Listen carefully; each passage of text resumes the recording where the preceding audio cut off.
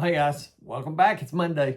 Time for another Bible Teaching Monday. We're going to go deeper into a question about Jesus. We've been doing a little series uh, looking at different things that Jesus did and asking why he did that, because there's always a message behind it. There's always a purpose.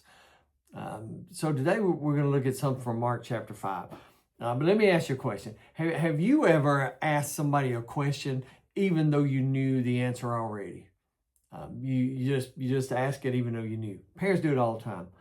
Think about if you've ever, as a parent, walked into the kitchen and there's cookie crumbs all over the counter, and your 5-year-old has chocolate chip smudges all over their face, and the little cookie jar is lighter than it was 5 minutes ago, and you turn to the kid and you say, "Did you eat the cookie?" Now, obviously, you know the answer to that question. So the question is not for your benefit, it's for theirs. Jesus did it all the time. In Mark chapter 5, there's a really intriguing story and a really confusing question. It seems, at least on the surface. A woman touches the edge of his garment. She's immediately healed. And then Jesus stops and turns around and says, "Who touched my garments?" That's the question. So what we want to explore today is, why did Jesus ask that question? Why did he ask, "Who touched my garment?" Because immediately in that story, the disciples are just baffled. And they say to him, "Master, the crowd is pressing in around you. Everybody's touching you. And yet you're asking who touched you." But listen, Jesus is not asking because he lacked information. It's not that he didn't know. I mean, he's God after all.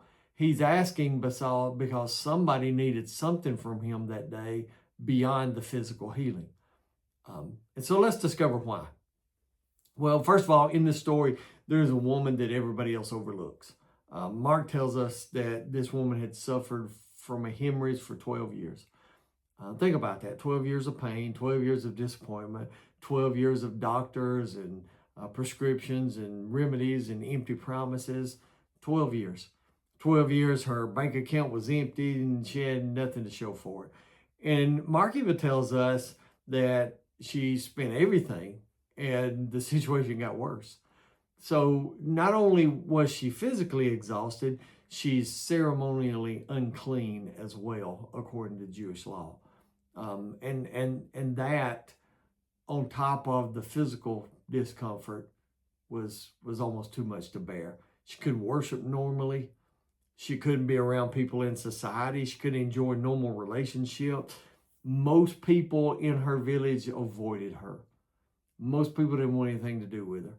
For 12 long years, she carried not just the disease, which caused the physical discomfort, I'm sure, but she carried a terrible sense of loneliness for 12 years. And then she heard about Jesus. She heard he was coming to town. And she believed one thing: if I could just touch his garments, I can be healed. I think she really genuinely, sincerely believed that. If I can just touch, I don't have to speak to him. I don't have to touch him. I just need to touch the hem of his garment and I can be healed. Not his hand, not his face, not his leg, not even a conversation.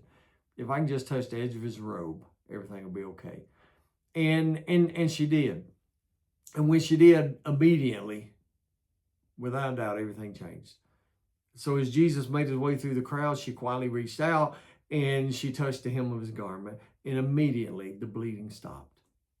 It didn't take, a week or a day. It was an immediate thing. Immediately, she knew something had changed. Immediately, it was right there on the spot. She knew it.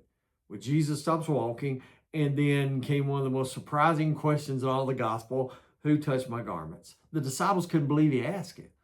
The disciples were even confused. I mean, they couldn't believe it. And they said, "Lord, everybody's touching you. I mean, you can't surely think that we can single out one person, because the whole crowd is around you. There's a multitude following you."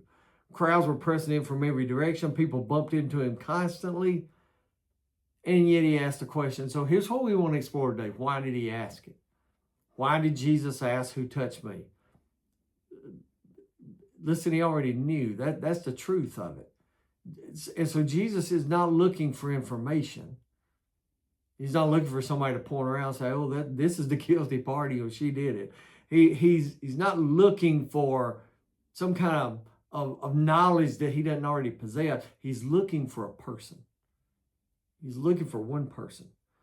And so nothing surprises Jesus.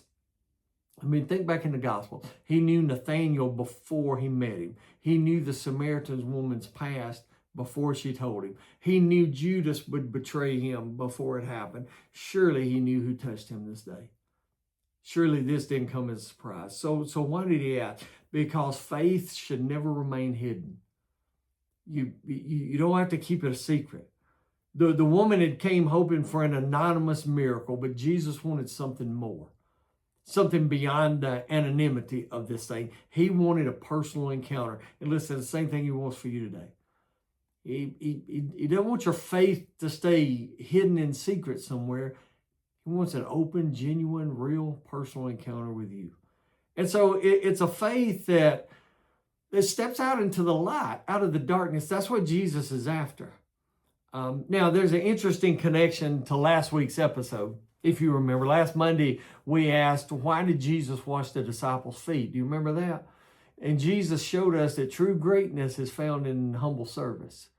That's in other words, the greatest of you will become the servant. And so this week we see another expression of that same humility. Instead of ignoring one frightened lady in the middle of a crowd, Jesus stopped everything to care for her personally. He just wanted one-on-one with her. He wasn't too busy. He wasn't too important. He saw the person that everybody else overlooked. And so if you missed last week's questions about Jesus episode, why did Jesus wash the disciples' feet? I'm going to link it right here, because these two stories, they beautifully tie together to reveal the compassionate heart of Jesus. So if you look right here, we'll link the video, and you can watch it. Now, notice what happens next in this story. Jesus wanted more than her healing. And so the woman realized that she couldn't remain hidden. Mark says she came forward, and Mark uses this description. She's fearing and trembling. And then can you imagine? Hundreds of people, every eye suddenly fixed on her. She has not been the center of attention, and now suddenly she is. Everybody's watching her. And so she confessed everything. Then Jesus says something beautiful. He said, daughter. He called her daughter. That's the only recorded time Jesus calls somebody daughter. He doesn't say woman. He doesn't use her name. He just says daughter. She came looking for healing, but she came and left with something much greater. She left knowing that she belonged. Jesus didn't simply restore her body. He restored her dignity. He gave her back something that she'd been missing for so long. She has a new identity, and she has a relationship. And sometimes God's greatest miracle isn't what that he does for us. It's what he teaches us about himself, which is exactly what he does. And so there's a difference now between contact and faith. Everybody in the crowd touched Jesus. I mean, the disciples even said, everybody's pressing in on you and everybody's touching you. But only one person that day appeared to touch him by faith. And to me, that's an important distinction, because they're all touching him, but only one by faith. Many people are physically close, but only one came believing. In other words, it's possible to attend church every week. It's possible to read your Bible, know Christian language, yet never fully trust Christ. Never really have a relationship with him. Never really know him in a personal way. You see, faith isn't merely being around Jesus. Faith is depending on Jesus. That's what faith is. The crowd brushed against him. The woman believed in him. And her belief changed everything. There's one reason I love this story, is because it reminds us that Jesus never loses people in the crowd. You can feel like you're one of 1,000 and nobody notices, but Jesus does. The disciples saw a mob. Jesus saw a hurting woman. Today, he still notices individuals. He still sees people battling depression. He still sees that woman that feels forgotten. He still sees that teenager that thinks that nobody understands them. He still sees the father that's carrying the heavy burdens of a family. He still sees the believer who's wondering if anyone notices him. He still cares about the individual. And so now somebody might ask, if she was already healed, why did he stop her? Why did he stop and ask the question? Because miracles aren't just about fixing problems. They're about building relationships. You see, that's what this is about.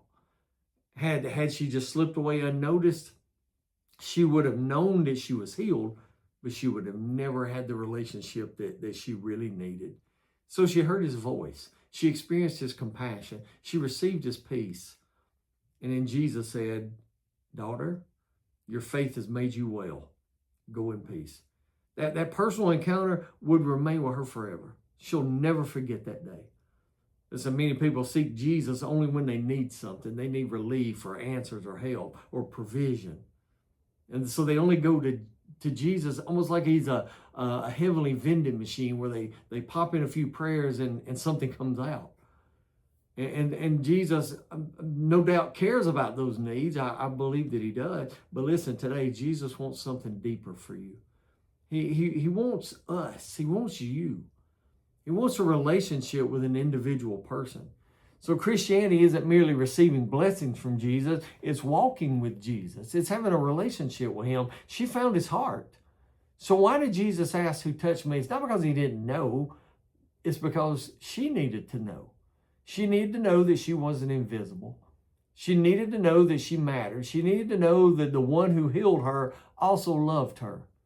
She needed to know that that one that healed her body also cared about her soul, her person, the real her.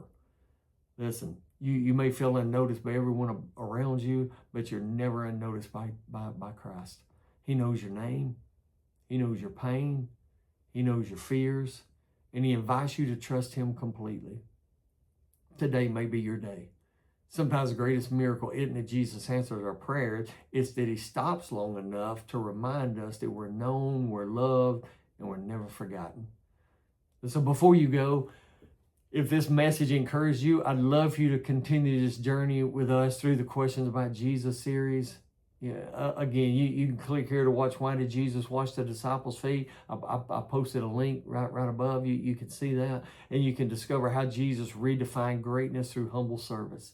I think it pairs beautifully with today's lesson because together they reveal the compassionate heart of our Savior. And so if you enjoyed this study, don't forget to like, subscribe, and share this video. Help us get the word out and connect more people. I want to build a family here where we can worship together and study the Bible together on YouTube, of all places. You can find me on YouTube, Facebook, Instagram, TikTok. Thanks for watching. It's been a great Monday, and I hope that I will see you Wednesday for another Wisdom Wednesday. Have a great week. God bless you all.